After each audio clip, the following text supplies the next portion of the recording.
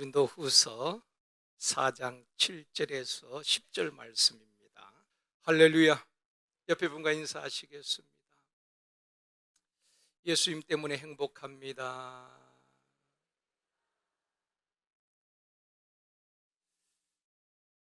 다시 한번요. 당신 때문에 행복합니다. 장로님, 권사님 때문에 행복합니다. 오늘 앞에 있는 우리 청년들은, 새내기 청년들은 지난주에는 또 많았는데 오늘 또 조금 줄어들고, 한 주는 좀 많았다, 한 주는 좀 줄어들다 그러네요. 그죠? 그래도 앞에 6명 참 힘이 됩니다. 고맙습니다. 이 시간에는 질그릇에 담긴 보배, 우리가 참 많이 읽고 또 위로받는 말씀이기도 합니다. 꼭 같은 그릇이지만은 그 그릇에 무엇이 담겨져 있느냐에 따라서 가치가 다르지요. 꼭 같은 그릇이지만은 그게 물이 담겨져 있다면은 물그릇이겠죠. 근데 꼭 같은 그릇이지만 거기에다가 만약에 금을 담아 놓았다면은 그 그릇은 가치가 다른 것입니다. 금그릇이 되겠지요. 우리 사람들도 마찬가지입니다. 똑같은 사람이지만은 그 속에, 그 마음에 무엇이 담겨져 있느냐가 중요합니다. 우리 마음에 무엇이 담겨져 있느냐에 따라서 영적인 사람일 수도 있고 육적인 사람일 수도 있는 것입니다. 사람의 가치가 다르다는 것입니다. 오늘 본문 7절에서 이렇게 말씀하고 있습니다. 같이 읽겠습니다. 우리가 이 보배를 질그릇에 가졌으니, 여기서 보배는 예수 그리스도를 말합니다. 복음을 말합니다. 그런 질그릇은 쉽게 깨어지잖아요. 땅에 떨어뜨리면 그냥 깨어져 버립니다. 바로 질그릇은 깨어지기 쉬운 연약한 우리의 육체, 사람을 말하는 것입니다. 그 사람 속에 보배가 담겨 있다는 것입니다. 질그릇 속에 보배가 담기듯 연약한 우리 속에 예수 그리스도 복음이 담겨져 있기에 그 사람을 영적인 사람이라, 하나님의 사람이라고 불리워지는 것입니다. 성도들이 왜 귀할까요? 좋은 명품 옷을 입어서 귀한 것일까요? 아니지요. 우리 속에는 예수 그리스도 보배 대신 복음이 담겨져 있기 때문에 귀한 것입니다. 우리 외모는 보잘것없어 보일지라도 우리 속에 보배로우신 예수 그리스도 복음이 담겨져 있기 때문에 여러분 한 분 한 분이 하나님 보시기에 보배롭고 존귀한 자인 줄 믿습니다. 똑같은 사람인 것 같지만은 그 속에 성령이 계시느냐 안 계시느냐, 주의 영이 있느냐 없느냐, 그리스도의 영이 없으면 그리스도의 사람이 아니라고 했거든요.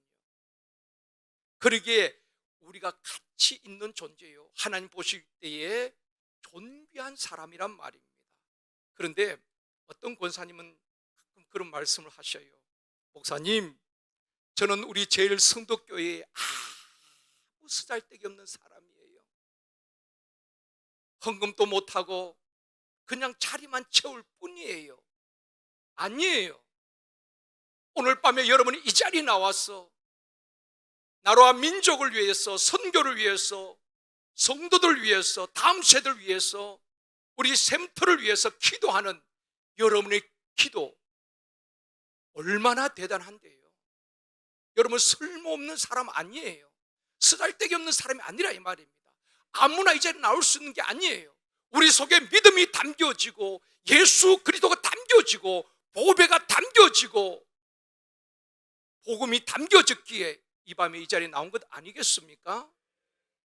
여러분 스스로 나는 쓸모없는 사람이다, 자괴감에 빠지지 마십시오. 여러분이 얼마나 하나님 보시기에 귀하고 보배로운 존재인가 잊지 말아야 하는 것입니다. 옆에 분에게 한번 그렇게 이야기합시다. 당신은 우리 교회에 꼭 필요한 분이십니다.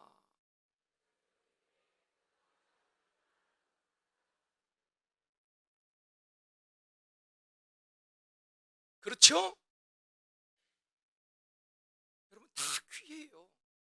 우리가 볼 때는 저 사람은 우리에겐 별 필요 없는 사람 같고, 저분이 없어도 아무런 문제가 될 것 같지 않아 보이지만은 우리 하나님은 다 필요하기 때문에 우리에게 이 자리에 다 불러주신 줄 믿습니다. 여러분 스스로 나는 필요 없는 사람이다, 나는 쓸데기 없는 사람이다, 나는 자리만 채우는 사람이다, 자리만 채우는 것도 얼마나 귀한데요. 그렇죠. 얼마나 여러분이 귀한지 모릅니다. 여러분 그런 기억 나셔요? 옛날에는 지금처럼 뭐 집에서 수도만 꼭지만 틀면 물이 나오는 때가 아니기 때문에 다 시골에서는 동네 우물이, 공동 우물이 하나가 있었어요. 그래서 사람마다 집에서 남자분들이 지게를 지고 간다든지 아니면 여성분들이 머리에 물동이를 이고 가서 샘에서 물을 길러다가 집에서 큰 독에다가 물을 받아놓고 식수로 쓰기도 하고 또 다른 곳에 쓰기도 했습니다. 여러분 물동이 기억나셔요? 한번 띄워보셔요. 물동이 옛날엔 다 지게에, 요새는 참 보기 힘들죠, 그죠? 다 지게에 이렇게 물동이를 치고 물을 길러다가 섰다 이 말입니다. 근데 이걸 보여드리려고 한 것이 아니고, 지금 여러분 왼편 물동이 보면 물이 밑으로 떨어지는 게 보이죠, 그죠? 안 보이면 그냥 떨어진다고 생각하면 됩니다. 한쪽 오른쪽 물동이는 제가 볼 때 오른쪽 물동이는 아무 문제가 없고, 왼쪽 물동이는 금이 가서 물이 떨어지는 그 장면이거든요. 옛날에 이렇게 물동이를 다 물을 담아다가 집에 이제 길러다가 이렇게 썼습니다. 그런데 물동이 가운데 한 물동이가 금이 갔어요. 금이 가니까 주인이 물을 길러오면은 다른 물동이는 물이 그대로 담겨져서 집에까지 물이 꽉, 이게 9가지 꽉 찼어 집으로 오는데, 이 금이 간 물동이는 물이 중간에 다 새버리는 것입니다. 그래서 집에 오면은 절반도 남지 않아요. 그러니까 이 물동이가 너무 미안한 것입니다. 그래서 주인에게 의논시켜서 이야기를 드릴게요. 이 주인에게 물동이가, 주인님, 저 때문에 헛수고하지 마시고 저를 버리시고 다른 물동이를 쓰십시오. 나를 버리고 금이 가지 않는 온전한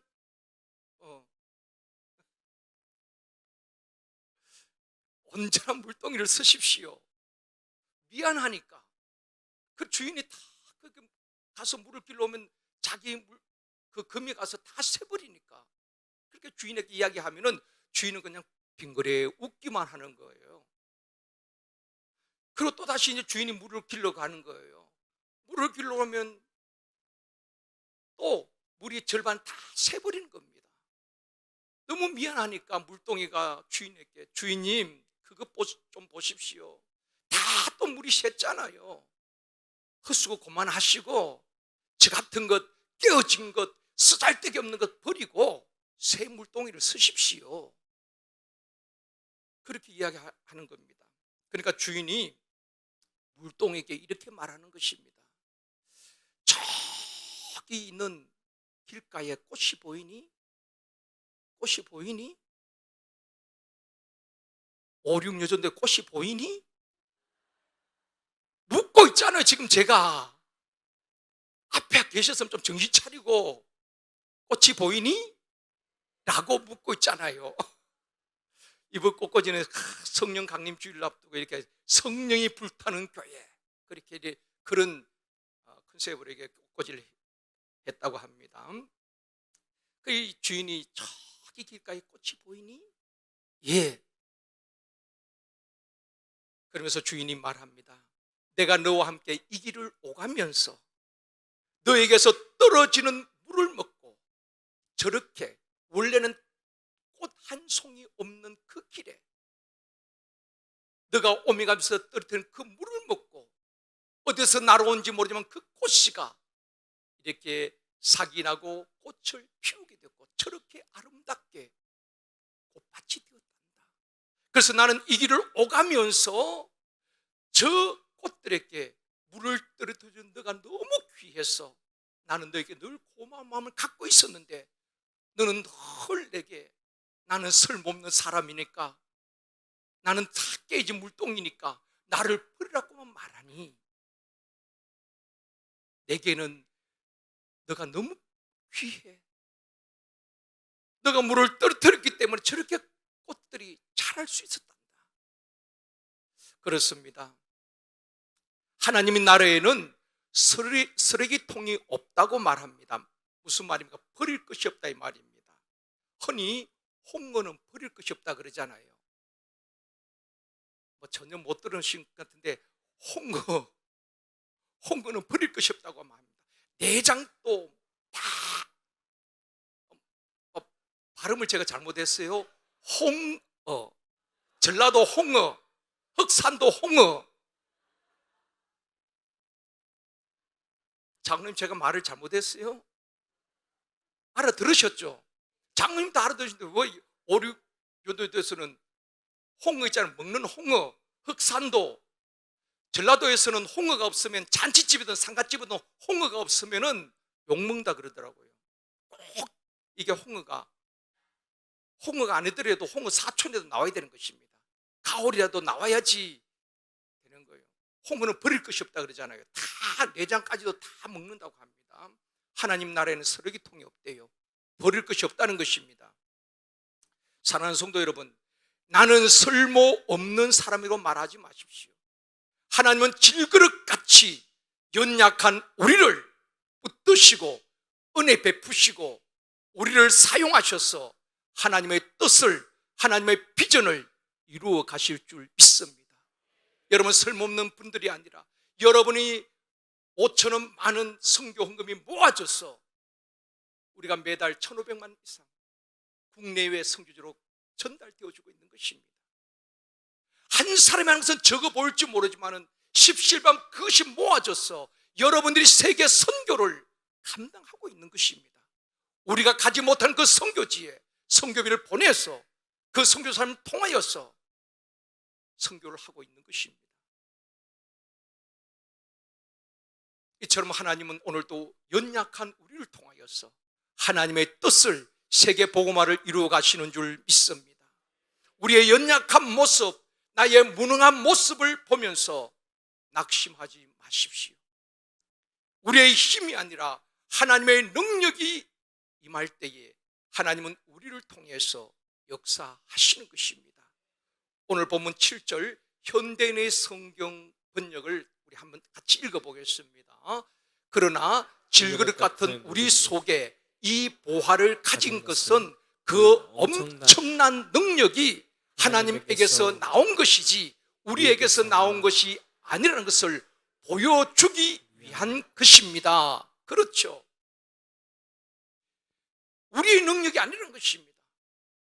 여러분, 행복몸 인도할 때에, 샘터장 직분을 감당할 때에 내 힘이 아니라 그 엄청난 능력이 어디서 나온다고요? 하나님에게서 나온 것이지 우리에게서 나온 것이 아니라는 것을 보여주기 위함이라.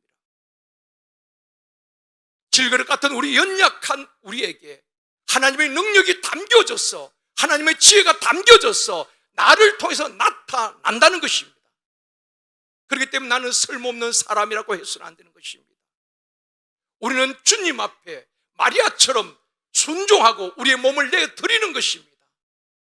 그럴 때 우리 주님이 우리 속에 담겨져서 전능하신 그분이 일하시게 되니 나의 능력이 아니라 엄청난 하나님의 능력임을 우리를 통해 보여주시겠다는 것입니다. 왜 낙심하십니까? 내 힘으로, 내 능력으로, 내 경험으로 하려고 하니까 때로는 내가 초라해 보이기도 한 것입니다. 아니요, 우리는 다 질그릇같이 연약한 존재들입니다. 말 한마디에 넘어지는 약한 자들이에요. 언제 시험 들지도 모르는 그런 질그릇 같은 존재이지만 보배로우신 그 주님이 우리 속에 담겨질 때에 세상이 감당할 수 없는 능력자가 되어줄 줄 믿습니다. 우리의 힘이나 우리의 능력이 아니라 이 엄청난 능력이 하나님에게서 나온 것임을 알게 하려 합니다. 이스라엘 백성들이 출애굽한 후에 첫 번째 만난 난관이 홍해였습니다. 홍해는 앞에 나아갈 수가 없지요. 뒤에는 애굽 바로 군대의 기마병이 우습게 추격을 해옵니다. 앞에는 홍해, 길이 없는 진퇴양난 위기에서 홍해가 갈라질 것을 누가 상상했겠습니까? 또 소년 다윗이 골리앗을 이기고 골리앗의 목을 베고 골리앗을 꺾을 줄 누가 생각이나 했겠습니까? 당시 견고한 여리고성이 힘없이 무너질 것이라고 기대한 사람이 있었을까요? 예수님께서 십자가에 죽으시고 3일 만에 부활할 것을 말씀하셨지만 그 말씀을 믿고 기다리는 사람이 있었나요? 바울과 실라가 빌립보에서 복음을 전하다 매를 맞고 감옥에 갇혔을 때에 감옥 문이 열려지고 착고가 풀려지고 나오게 될 줄 누가 기대했겠습니까? 수많은 장애물과 인생의 난관 앞에서 우리는 할 수 없지만 하나님이 하시면 되어줄 줄 믿습니다. 광야의 길을 내시고 사막의 강을 내시고 난공불락의 여리고성을 무너뜨리게 하시는 하나님이 하시면 되어줄 줄 믿습니다. 여러분, 어떤 사역이든지 사역은 크고 적은 것이 없습니다. 어떤 사역이든지 내 힘이 아니라 우리 안에 담겨진 그 주님의 능력으로 사역할 때에 감당치 못할 일이 없는 줄 믿습니다. 그분은 어떤 인간의 능력에 제한받는 분이 아니거든요. 그러기에 나는 쓸모없는 사람이라 겸손의 표현일 수도 있지만은 주님이 우리 속에 담겨지고 복음이 담겨져서 그 복음을 전할 때에 듣는 자들에게 능력이 되어줄 줄 믿습니다. 질그릇같이 연약한 우리들이지만은 보배로운 예수 그리스도 복음이 담겨져 있을 때에 큰 능력이 우리를 통해서 나타나니 우리의 능력이 아니라 하나님의 큰 능력이라 말씀하고 있는 것입니다. 예수 그리스도가 담겨져 있는 사람은 오늘 본문 8절에서 말씀합니다. 같이 읽을게요. 우리가 사방으로 우겨삼을 당하여도 쌓이지 아니하며 답답한 일을 당하여도 낙심하지 아니하며. 내 안에 복음이 담겨져 있고 그리스도 영이 있는 사람은 사방으로 우겨삼을 당하여도 쌓이지 아니하며 답답한 일을 당하여도 낙심하지 않는다고 말하고 있는 것입니다. 내 안에 계신 그 예수 그리스도가 그 우겨삼을 당한 그 상황을 답답한 현실을 뚫고 나를 다시 이렇게 세우는 것입니다. 그 다음 9절에도 말씀합니다. 같이 읽습니다. 박해를 받아도 버림받지 아니하며 거꾸로 뜨림을 당하여도 망하지 아니하며. 이게 그 마음속에 질그릇 같은 우리 속에 보배가 담겨져 있는 사람인 것입니다. 그리스도가 담겨져 있는 사람인 것입니다. 복음이 담겨져 있는 사람인 것입니다. 사람들이 볼 때는 사방으로 우겨삼을 당하고 답답한 일을 만나고 박해를 받고 무너져야 되는데도 무너지지 않는 것입니다. 내 안에 계신 예수 그리스도 때문에, 내 안에 계신 성령님이 계시기 때문에 그게 그리스도의 사람이란 것입니다. 요즘처럼 경기가 힘들고 또 물가가 오르고 사회 모든 분야에 어려움이 있습니다. 그러나 예수 그리스도가 담겨져 있는 사람은 결코 낙심하지 아니하고 무너지지 않는 것은 그 속에 복음이 있기 때문인 줄 믿습니다. 말라기에 보면 내가 정한 날에, 저는 이 말씀이 너무 좋아요. 내가 정한 날에. 여러분, 기도하다 낙심하지 마십시오.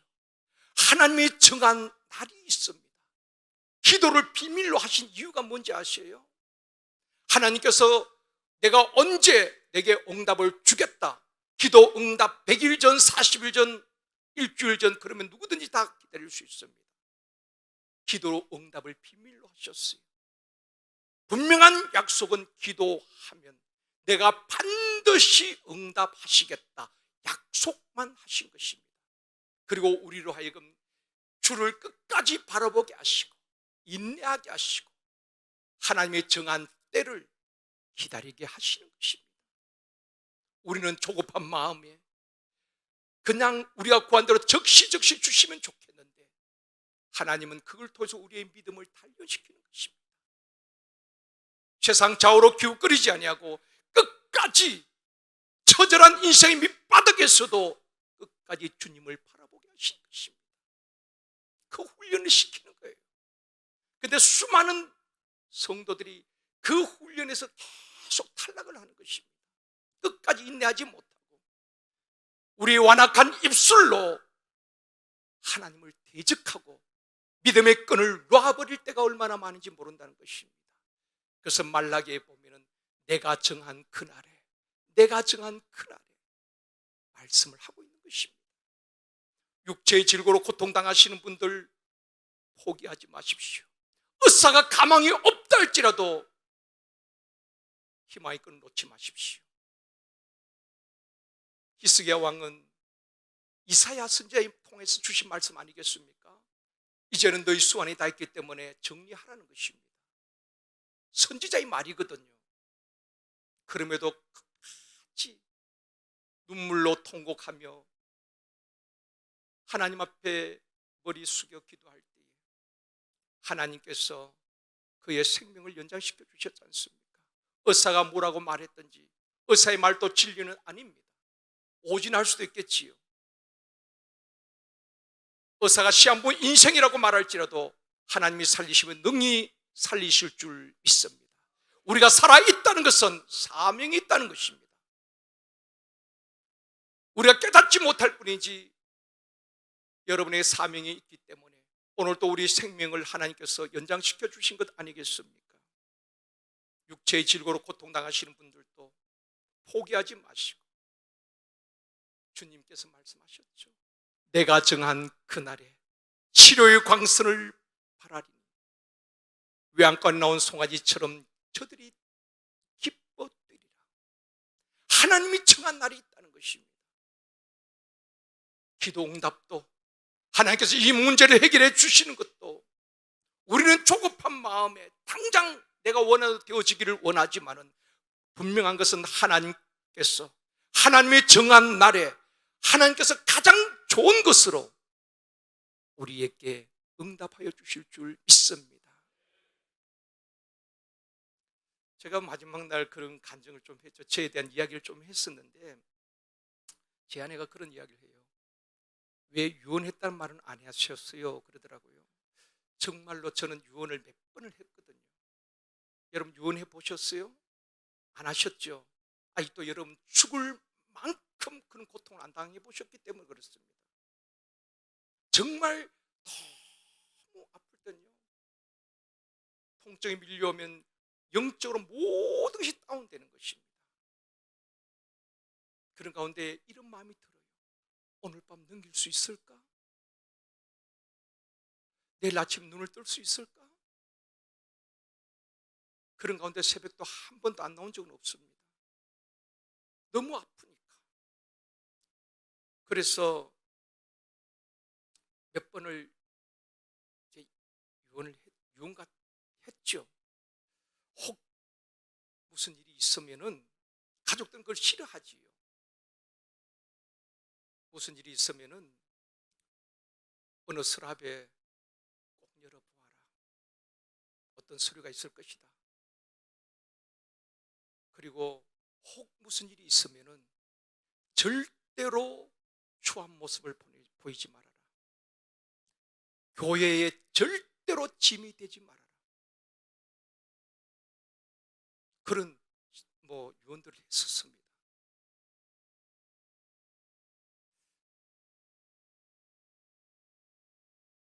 정말 죽을 만큼 아프니까요. 오늘 밤을 넘길 수 있을까 그런 생각이 드니까 그런 유언도 하게 되더라고요. 근데 저는 지금까지 살아오면서 한 번도 아파본 적이 거의 없었거든요. 어릴 때 초등학교 5학년 때 맹장염 수술 외에는 병원에 가본 적이 없었습니다. 하나님께서 건강을 주셨는데 그러게 다른 분들이 아프다면 참 이해를 못했어요. 특히 뭐 아내가 아프면은 막 짜증을 내기도 했거든요. 몸 관리 잘 못해서 자꾸 아프다고. 근데 내가 아파 보니까 아픈 사람의 마음을 알겠더라고요. 그래서 제가 그런 용서를 구했습니다. 내가 아파 보니까 당신의 아픈 것을 이해할 수 있겠어. 짜증낸 것 미안해. 처음으로 이야기했다 그러더라고요. 아프면서 철든가 봅니다. 여러분, 하나님이 정한 때가 있습니다. 정한 때가 있어요. 저는 정말 그 가운데 그 말씀을 붙들었거든요. 내가 정한 그날, 내가 정한 그날에. 그래서 하나님 앞에 하나님 정한 날이 언제입니까? 기약이 없으니까. 이렇게 평생을 간다면 나 정말 못 살 것 같아요.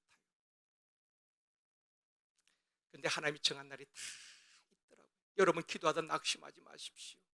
자녀들 위해서 기도하다가 지금 당장 자녀들이 돌아오지 않는다고 포기하지 마십시오. 내가 정한 그날에 여러분의 기도가 헛되지 아니하고 하나님께서 응답하실 그날이 있을 줄 믿습니다. 그 사명 때문에 오늘 또 우리 생명을 우리 하나님께서 지켜주시고 오늘 또 그 사명 때문에 이 밤에도 우리를 불러주신 줄 믿습니다. 그래서 여러분, 나는 쓸모없는 사람이라고 말하지 말고 하나님 끝까지 사명 감당하게 하여 주옵소서. 끝까지 하나님 앞에 몸된 교회에 쓰임받는 사람 되게 하여 주옵소서. 내 힘, 내 능력이 아니라 하나님의 그 엄청난 능력이 나를 통해서 나타나게 하여 주옵소서. 우리의 기도가 되어지기를 주님의 이름으로 축원합니다.